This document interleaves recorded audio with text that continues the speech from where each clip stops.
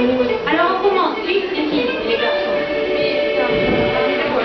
Oui, on commence dans le salut, pour toujours très traditionnel. Aujourd'hui, c'est le cours qui est exceptionnel et qui explique, mais la tradition de se saluer, il est traditionnel. Alors, je vous salue, bonjour, chers amis. Je suis très contente de vous voir. Asseyez-vous, s'il vous plaît. Aujourd'hui, c'est le cours Petit Chanterie. Nous avons invité nos amis et nos collègues pour apprendre à lire, apprendre à déclamer, apprendre à comprendre, apprendre à parler des textes originaux français. Donc, et nous allons aujourd'hui lire les textes des poètes français. Notre salon s'appelle le salon poétique. Oui, et nous commençons par cette citation de Victor Hugo. Tout le monde, bien sûr, sait qui est Victor Hugo et qui est-il. Donc c'est l'artiste, savant, écrivain, poète. Qui est-il, s'il te plaît? Qui est-il? Oui, oui, asseyez-vous bien. Il est écrivain français. De quelle époque? De quelle époque? Voilà. Donc tout le monde sait que c'est un écrivain français. Mais de quelle époque est-il? Quand il créait ses poèmes, ses romans? Oui, s'il te plaît, Emmanuel. Du 19e siècle. C'est l'époque classique et c'est l'époque du romantisme, oui, en littérature française. Alors, s'il vous plaît, les filles au dernier rang. Donc, la parole à vous. S'il vous plaît, Max, s'il te plaît, à toi. Lis, s'il te plaît. Hein? Oui, oui. Lis, s'il te plaît, la citation. On devient de prendre l'explication dans les tenants aimés, on les fera comprendre. Voilà, donc ce sont les paroles de Victor Hugo sur les poèmes de Charles Baudelaire. Donc il a écrit cette phrase pour que nous apprenions, oui, à comprendre les poèmes de Charles Baudelaire.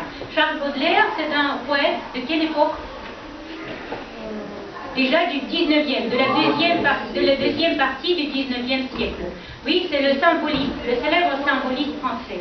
Donc, Victor Hugo a dit qu'on peut comprendre les poèmes de Baudelaire seulement comment, de quelle façon il faut les lire. Regardez, retrouvez s'il vous plaît dans cette phrase les mots-clés, les verbes clés. Les verbes clés, retrouvez s'il vous plaît. Les verbes, retrouvez les verbes dans cette phrase. Quel verbe vous y voyez? Tendre. Oui, tendre. Est-ce que c'est le verbe? C'est l'adjectif. Oui, c'est l'explication tendre. Qu'est-ce que c'est l'explication tendre? Voilà, le verbe expliquer. Vous savez le verbe expliquer? Oui, donc c'est expliquer, oui, donner une explication, expliquer quelque chose.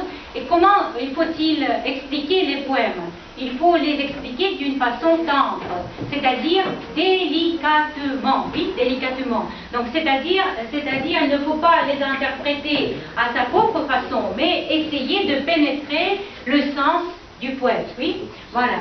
Donc, en les faisant aimer, le verbe aimer, donc c'est-à-dire il faut lire pour aimer, lire, oui, voilà.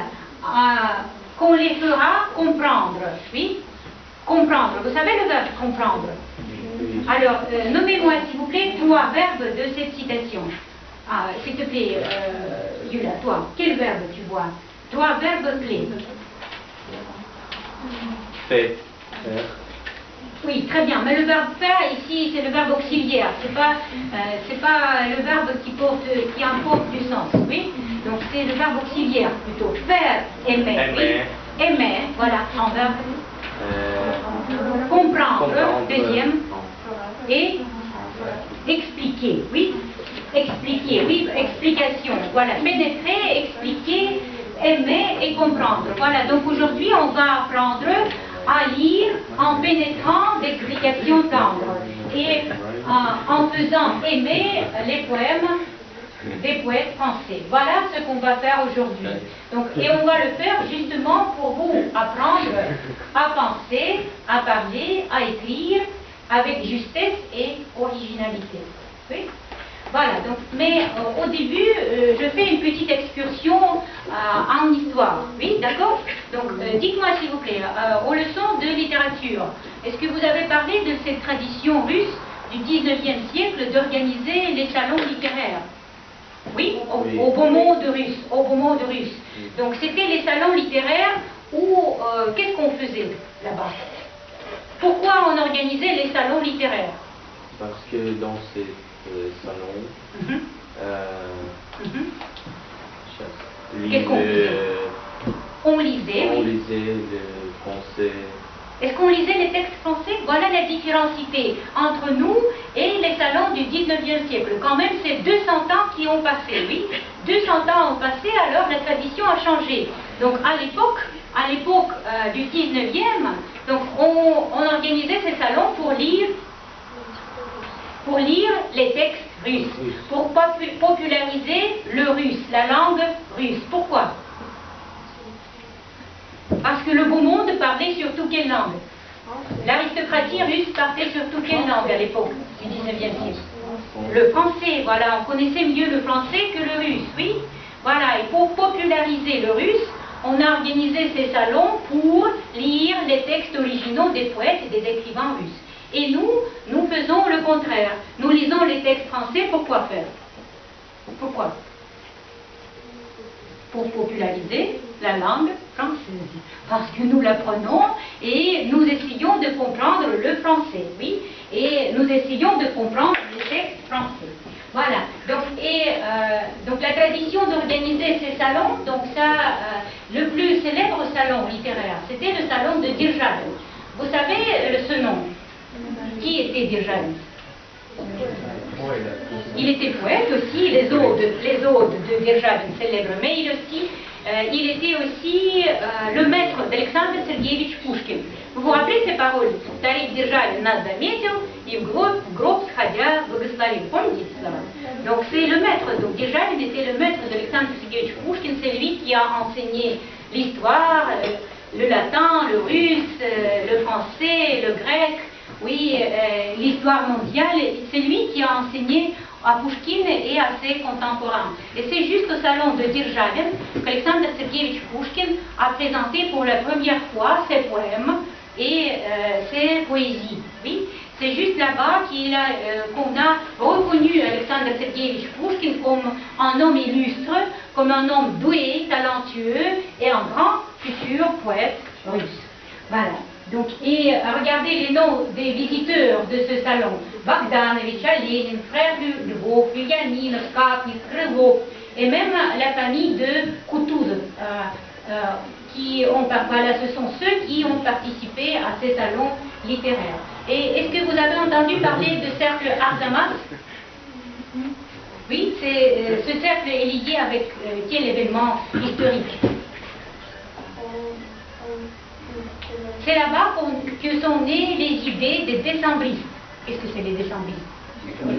Voilà, voilà. Donc, les poètes russes et les membres d'Arzamas, c'est eux qui, regardez, ils se moquaient sur tout ce qui était traditionnel dans la littérature et ont salué toute la nouveauté et le talent. Jeune Pushkin a été accepté avec enthousiasme et on lui a donné le nom Pliquet. C'est quoi Pliquet? Кличка, так Александр Сергеевич была дана в Арзамасе. Что это такое? Перчук. Перчук. On l'a nommé le Cliquier. Donc c'est lui qui était l'âme de cette compagnie. Il était l'âme de ce cercle, oui. Душа компании. Да, так сказать? Душа, да? Да. Voilà. Voilà, ça va. Donc, voilà, nous continuons cette tradition de littérature, des salons littéraires aujourd'hui, et nous présentons notre lecture des poèmes et des textes français, des textes originaux français. Voilà, qui veut commencer? Qui veut commencer? Qui veut commencer, s'il vous plaît? Donc, c'est moi qui commence, d'accord? Et puis, je donne la parole à tour de rôle, d'accord? Comme ça, on va commencer à tour de rôle. Donc, étant jeune comme vous, en 9e classe, donc j'ai appris par cœur un poème de Alphonse de Lamartine qui s'appelle Automne. Oui, et voilà, je me rappelle ce poème jusqu'ici, jusqu'au maintenant, oui. Donc, salut, bois couronné d'un reste de verdure, feuillage jaunissant sur les gazons épars. Salut, dernier beau jour, le deuil de la nature, combien à la douleur et plaît à mes regards. Je suis d'un pas rêveur, ce sentier solitaire, j'aime à revoir encore Ce soleil pâlissant, dont la faible lumière perce à peine à mes pieds l'obscurité des bois. Voilà, j'ai aimé beaucoup ce poème parce qu'il est très romantique et j'aime beaucoup l'automne. Voilà, est-ce qu'il y a quelqu'un qui a un texte lié avec l'automne? Ou avec en saison, le printemps, l'hiver? Est-ce qu'il y a quelques poèmes liés avec la saison? Non? Non? Oui, oui, je vois, je me rappelle bien, le temps du muguet, venez ici, qui va lire?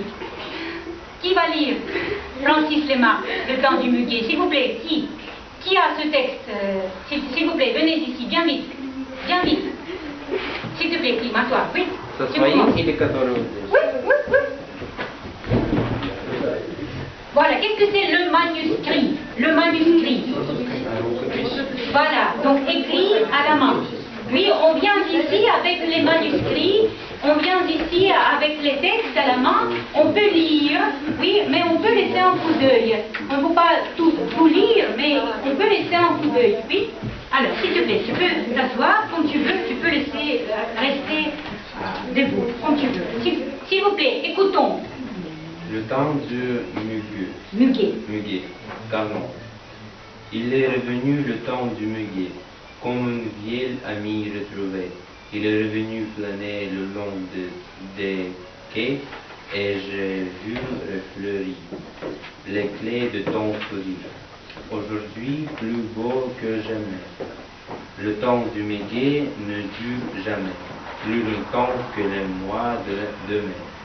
Quand tous ces bouquets déjà seront fanés, pour nous deux rien n'aura changé. Aussi belle qu'avant, notre chanson d'amour chantera comme au premier jour. Voilà, c'est une bonne lecture, merci beaucoup. Je vais vous présenter la traduction en russe, d'accord? Время ландышей вернулось вдруг, как старинный позабытый друг. Побродить до самого утра и послушать набережных звук. Я увидел, как расцвел бутон. Он твоей улыбкой одарен, солнечнее сегодня, чем всегда. Но не длится ландышей пора дольше мая месяца, когда все букеты собраны уже. Прежним наш останется сюжет, столь прекрасным. Только мы вдвоем нашу песню вешнюю любви, будто в самый первый день поем. Merci bien. Et toi? Voilà. Alors, s'il vous plaît, quel jour sommes-nous? Jacques Prévert. Qui a préparé ce poème? Oui? Qui a préparé ce poème? Quel jour sommes-nous? Qui? Là, s'il te plaît? Ben oui, tu vas présenter quel jour sommes-nous et après tu vas lire le tien. Quel jour sommes-nous? Jacques Prévert. Donc c'est le poème du XXe siècle, oui. C'est déjà l'époque du surréalisme, oui, en littérature et en poésie française. Quel jour sommes-nous, mon amour? Nous sommes tous les jours, mon amour. Nous sommes toute la vie, mon ami. Nous vivons et nous aimons. Nous aimons et nous vivons. Et nous ne savons pas ce que c'est que le jour. Et nous ne savons pas ce que c'est que l'amour. Et nous ne savons pas ce que c'est que la vie. Bravo. Voilà, la traduction. Каждый день растворяет бесследно наши чувства, надежды, мечты. Так проходит вся жизнь незаметно. Вместе с ней существуем и мы. Мы для жизни любовь обретаем, чтоб любить, друг для друга живем. Почему тогда не понимаем то, что в жизни любовью зовем? Voilà. Alors maintenant, c'est Katia qui a préparé le texte, oui, s'il te plaît, lequel, donc tu présentes l'auteur, oui, et tu présentes le titre, oui, s'il te plaît. Écoutons. Viti, oh. François Coppée, morceau à 4 mots. Le salon s'ouvre sur le bas, où les grands arbres dans l'air sombre unissent leur amour là sur les gazons qu'ils peignent d'ombre. Si je me retourne soudain dans le fauteuil où j'ai pris place, me répond encore le jardin qui se reflète dans la glace. Et je goûte les maisons devant la gauche comme à droite. Le parc paraît absolument dans la porte et la glace étroite. Par un jeu charmant du hasard, les deux jeunes sœurs très exquises, pour jouer un peu de Mozart, au piano se sont assis. Comme les deux parcs du décor, elles sont tout à fait pareilles. Les 4 mains de joie d'or senties à leurs 4 oreilles. J'examine autant que je veux, passe yeux baissés sur les touches. La même fleur sur leurs cheveux et la fleur sur leurs deux couches. Et parfois, pour mieux regarder, beaucoup plus que pour mieux rencontrer, je me lève et rien m'affecterait au piano de concentrer. Ça va, s'il te plaît, présente, oui. Гостиная выходит в сад, где темнолиственные кроны, сомкнувшись откошены, купают в сумраке газона. А если не смотреть в окно, меняя направление взгляда, в зеркальной раме все равно увидишь отражение сада. Мне не скучно в тишине с садами любоваться снова, в зеркале, а то в окне, каждый копия другого. В продолжении игры, прелестно наградив картины, Раэль сели две сестры, и Моцарт зазвучал в гостиной. Серьезный вид и профиль строг, у озорницы хохотушек, две пары золотых серег, две пары аккуратных ушек. Как сад, что в зеркале возник, одна другую повторяет. Две розы в волосах у них, две розы на губах играют. Ни слуху зрения потакать, пока опущены ресницы, на палисандровской платье я подхожу летать. Merci, très bien, c'est très joli. Merci. Pourquoi tu as choisi ce poème? Parce que pour moi, c'est un poème très jeune et Très joli, très jeune, très joli et émotionnel, expressif. Voilà, d'accord, bien, merci beaucoup. Les filles, s'il vous plaît, à vous. Oui, à vous. Diana, à toi. Oui, d'accord, s'il te plaît, à toi. D'accord. C'est sans préparation, Diane va nous présenter la lecture à haute voix, oui, parce qu'elle n'a pas préparé à la maison, mais elle va nous lire. Merci, s'il te plaît. La bulle. Baptiste, dans la cour aux blouses lavelées, sur lesquelles on chait souffle dans une feuille. L'eau savonneuse, mousse et bouillon à grand prix, et déborde. La femme qui se plie sans fruit, sans venir à sa bouche, une accrétée saline. Plus heureuse, une bulle à la fin se descend, et conduit avec art selon un seul destin, et se rendit enfant et enveloppe éclatante. Son fond souffle toujours, elle s'accroît encore. Elle a laissé en couleur de prisme et de l'euro. Et le texte aux parois de son immense cristal, les arbres, la maison, la route et le chemin. Prête à se détacher, merveilleuse aussi, la femme rédige son souffle, et voici qu'elle aussi. Et monte doucement vers pâle et rose clair, comme un frêle prodige, étincelant dans l'air. Et monte, et soudain, l'homme encore ébloui, Bathilde cherche en vain sa gloire évanouie. Oui, c'est difficile, oui, c'est le texte difficile, c'est le texte plutôt classique, oui, et romantique. Alors, est-ce que tu peux nous présenter la traduction, qu'on comprenne quand même de quoi s'agit-il, oui? Un peu de sens, donne-nous la possibilité de comprendre, de saisir les nuances de sens, oui, s'il te plaît. Прошла детичьего двора, тепло кура, сбил воду мыльную, ботил мой белокурой. Но как соломинку не дует он, все зря, не получается из него пузыря, и только едкая во рту густеет пена. В конце концов один возник, и постепенно круглится, тянется, пугается новизной, и превращается в огромный шар сквозной. Теперь не упустить, еще слегка подуло, и небо повторило, и крышу, и гнедую кобылу, ярче нет на свете пузыря. На выхлопном стекле, как светит заря, повис на кончике, сейчас летит, кручаясь. Ребенок задержал дыхание и качаясь, тысячецветный мир поплыл над головой. То белый с розовым, то желтый с синевой, парит. И вдруг беда, неведомо откуда, а мальчик не поймет, куда исчезло чудо. Voilà, voilà, c'est joli, oui, c'est joli quand même, oui, c'est joli, c'est difficile, mais c'est joli et très intéressant, c'est un texte très intéressant. Alors, continuons, Marche, s'il te plaît, à toi.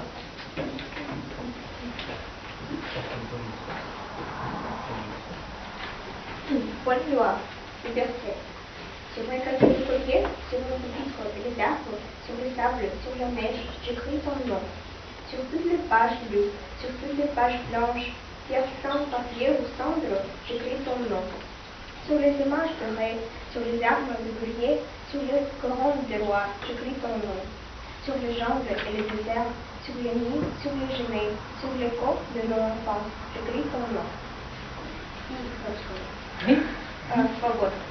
На школьных моих тетрадях, на парке или на деревьях, на песке и на снегу имя твое я пишу. На всех страницах прочтенных, на всех пустых листах, на камне, кровле, на бумаге, кверху имя твое я пишу. В золотистых видениях, на рыцарских лотах, на королевской короне имя твое я пишу. В джунглях, в пустыне, в гнездах, в кустах, в каждом моем детства имя твое я пишу. Mais c'est pas la fin. C'est pas la fin, c'est seulement la moitié. Parce que ce poème contient environ 20 vers, 27 couplets, 20 vers. Il est très très long ce poème. Oui, mais parce qu'à la fin, il y a le mot liberté. Une fois, on répète toujours j'écris ton nom, j'écris ton nom, j'écris ton nom, c'est le 4e vers. Oui, mais à la fin, on dit quel mot? Oui, c'est la liberté. Voilà, merci beaucoup. Macha, dis-moi s'il te plaît, qui est l'auteur de la traduction? Voilà, donc non, c'est pas bien, c'est pas éthique. Donc si vous citez les traductions, si vous citez les interprétations, citez s'il vous plaît les noms des auteurs, oui. Donc retrouvez les noms des auteurs. S'il n'y a pas de nom, oui, si vous retrouvez cette interprétation à Internet, alors donc vous ne le lisez pas, oui. Donc vous faites votre propre personnelle interprétation. Tu es capable, tu peux le faire toi-même. Alors s'il te plaît, Kizara, toi. Ouais. Oui. Et mes enfants de 6e classe, ils vont l'apprendre, ils vont le déclamer à notre soirée aussi littéraire mercredi. Oui, on peut l'apprendre, il est très simple. Il est simple comme bonjour, parce que tous les poèmes des surréalistes de Paul Éluard et Jacques Prévert, ils sont simples comme bonjour, mais ils ont plein de sens, oui. S'il te plaît. L'auteur, oui. Ah voilà, Jacques Prévert, encore un Jacques Prévert. Oui. Le cancre. Il dit non avec la tête, mais il dit oui avec le cœur. Il dit oui à ceux qu'il aime, il dit non aux professeurs. Il est debout, on le questionne et tous les problèmes sont posés, ce dont le curé comprend. Et il efface tout, les chiffres et les mots, les dates et les noms, les phrases et les pièges. Et malgré les menaces du maître, sous le huet, les enfants prodiguent avec les traits de tous les couleurs sur le tableau noir du malheur et dessinent le visage du bonheur. Bravo, un très bon poème. Un très bon poème. La traduction, oui, et voilà, il y a le nom de l'auteur de la traduction. Voilà, s'il te plaît.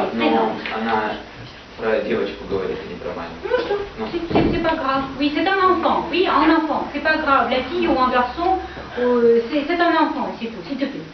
Она нет, скажет головой, не да ответит сердцем и душой. Легко промолвит да, любя, чеканит нет на учителя. Она не даст ответ на вопрос, он донесется до нее далеким эхом, когда бормочет педагог под нос, вдруг заливается она безумным смехом. Она стирает все из памяти с доски, все цифры, предложения и фразы. Ей не страшны учителя указы. И вот под крик детей, которые умны, берет она оттенков всех мелких, и на доске, кричащей от тоски, счастливое лицо рисует, учителю дети любви. Bravo, oui, très joli. Et c'est toujours, c'est plein de sens, oui, donc c'est joli et c'est très formant, oui, s'il te plaît. C'est très joli, très intellectuel, je crois. Oui, c'est bien, merci beaucoup. Donc, alors les filles, s'il vous plaît, à vous. Les filles au balcon, les filles, les gars au balcon, s'il vous plaît, Constantine, que fais-tu? Alors, tu vas nous présenter la lecture artistique.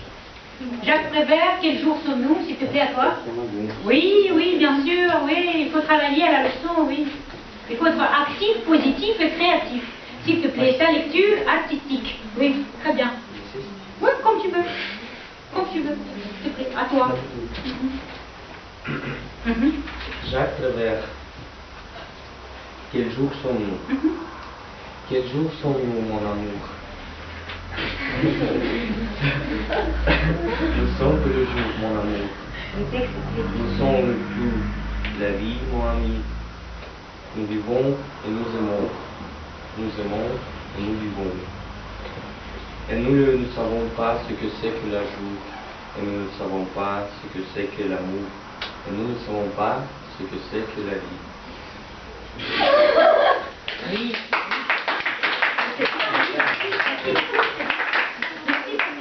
Emmanuel, viens ici. Ah oui, oui, mais je vois bien. Oui. Je le sens dans mon cœur. Oui, je le sens bien. Oui, s'il vous plaît. Tu te prépares, oui, à la lecture?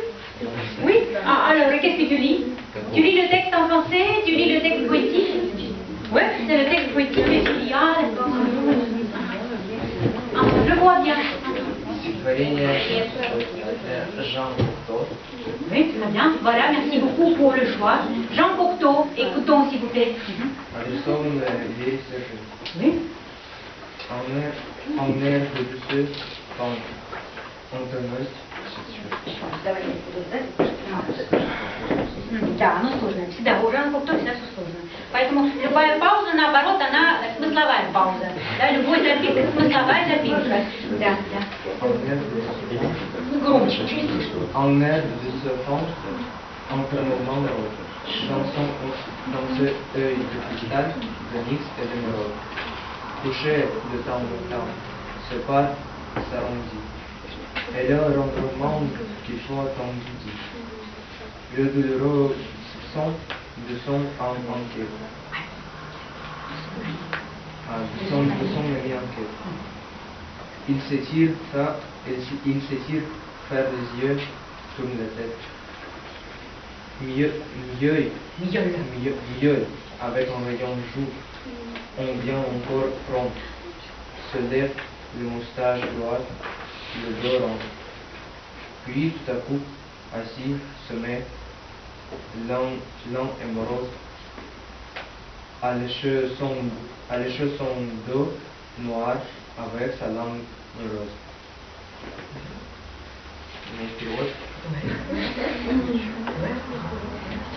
Перевод Михаила Яснова. Дух мнимой ласковости теплится под спудом. Его кристальный глаз горит изумрудом. Лежит и будто бы забыл про все вокруг. И звук мурлыканья, и звук мурлыканья, чуть различимый звук, невольно выдает невнятную тревогу. Он подтягивается и понемногу настраивается на игру лучом.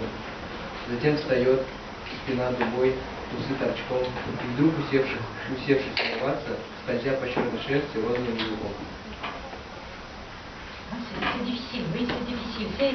C'est un peu mystique, c'est un peu mystérieux, oui, donc c'est modernisme, oui. C'est un véritable modernisme poétique, oui, c'est très bien. Merci bien, c'est un texte très difficile, oui, à déclamer, à lire et à traduire aussi. Bravo. Donc bravo, merci beaucoup. Nastia, tu veux nous lire quelque chose, s'il te plaît? Tu as le texte, oui? La fable de La Fontaine? S'il te plaît, viens. Pourquoi pas? Oui, bien sûr.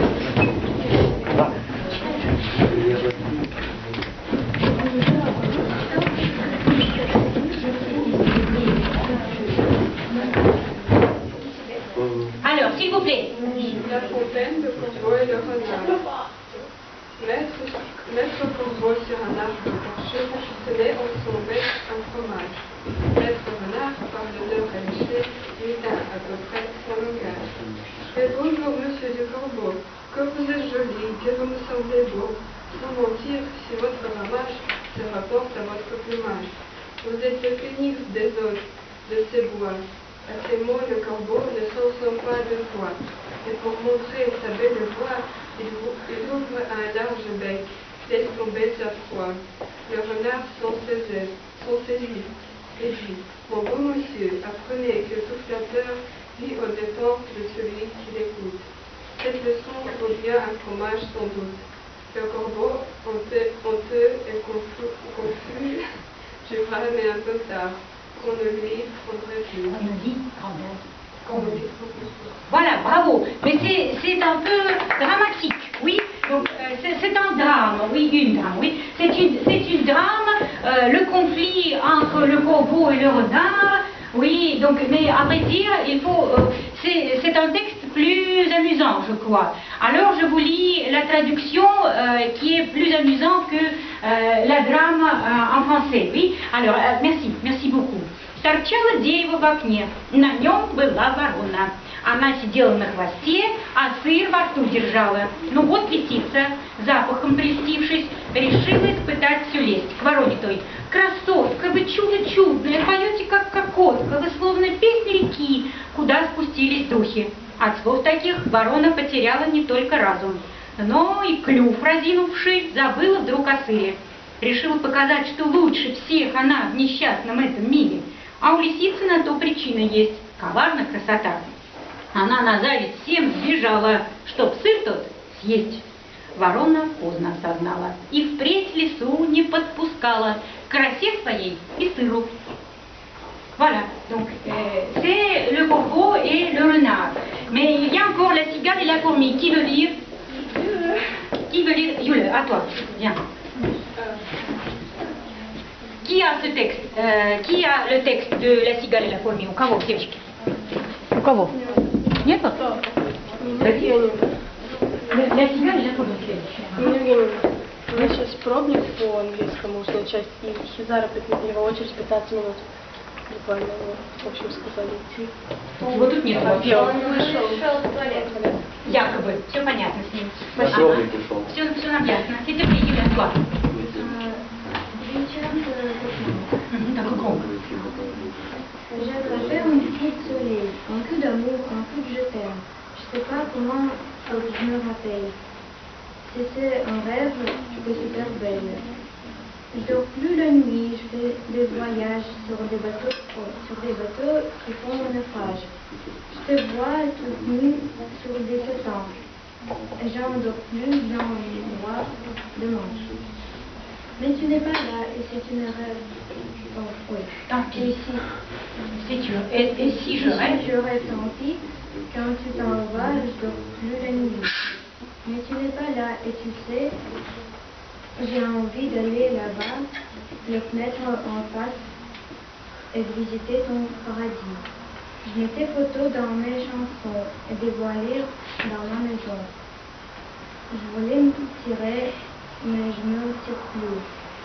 Je vais à l'envers, j'aime plus ma vie. Je vois 100 ans. Je ne me reconnais plus, j'aime plus les gens depuis que je t'ai vu.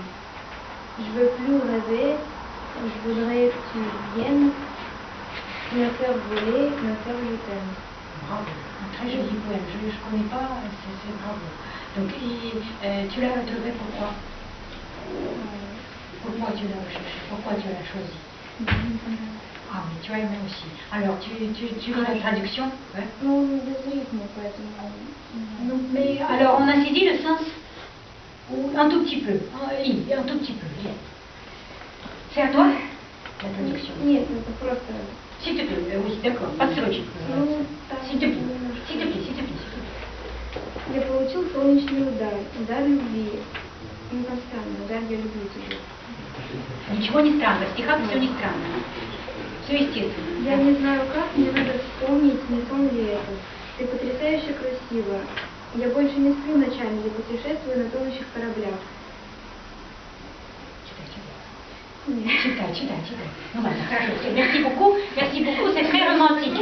C'est très lyrique et très romantique. Ksenia, viens ici. Viens vite, oui. Qu'est-ce que tu as choisi? Oui, s'il vous plaît.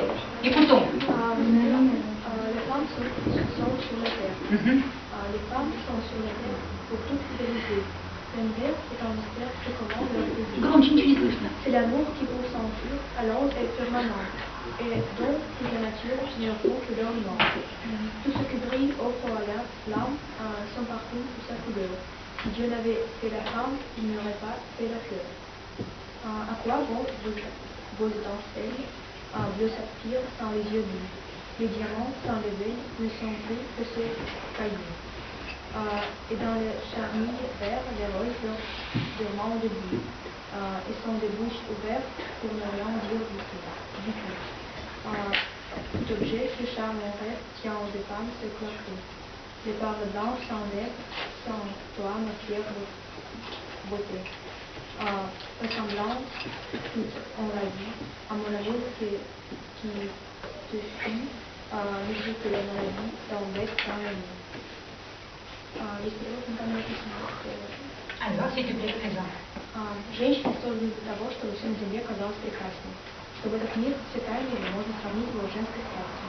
Женщина — это сама любовь, они обычно взгляд красивы. Вся природа для них не более, чем декорация или украшение. Женщина — это сияние души, букет оттенков и ароматов.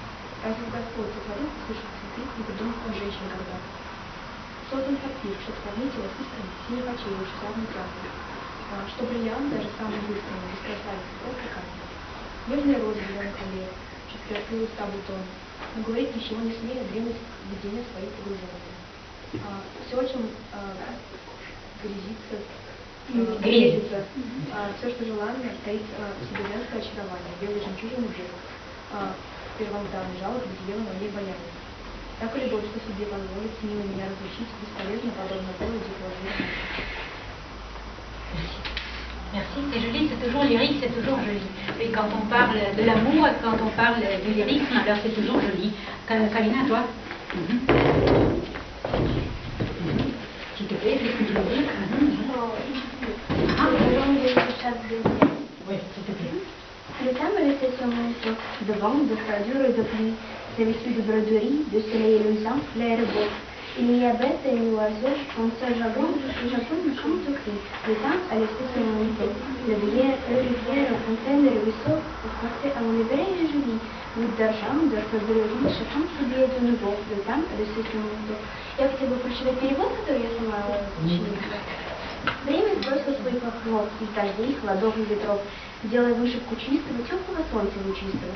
Нет в лесу ни птицы, ни звери, что в своем языке бы не пели. Время сбросило свой покров из дождей, холодов и ветров.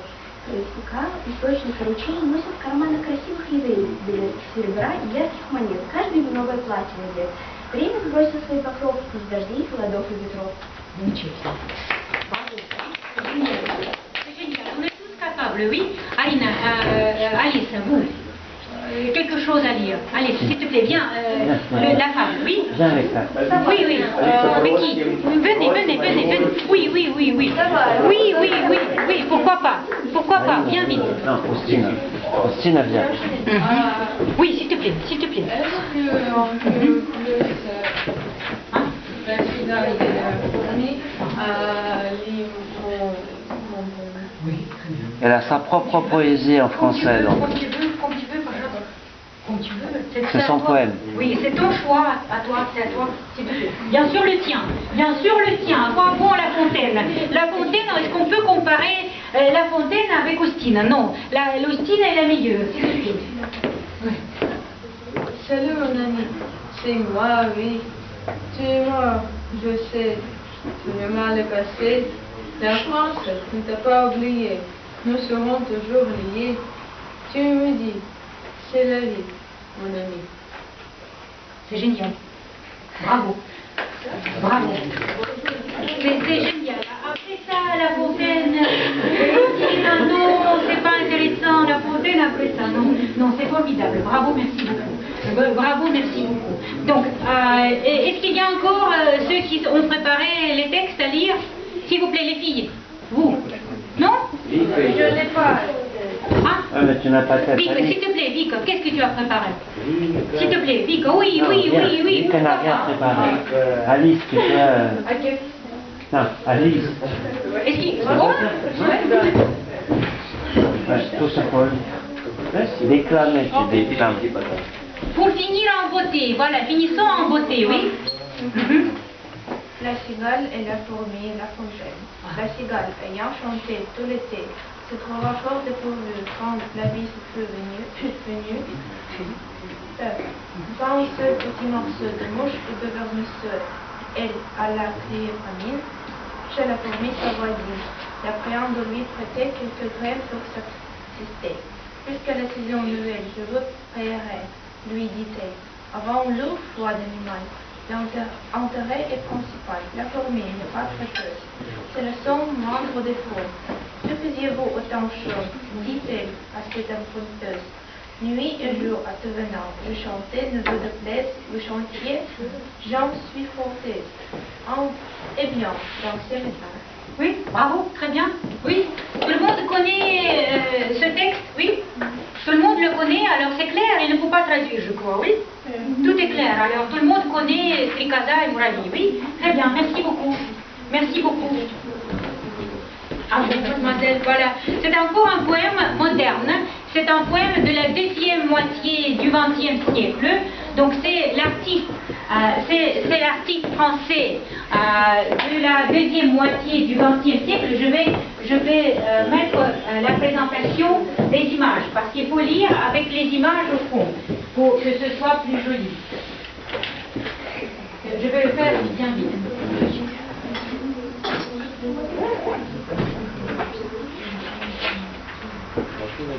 Une seconde.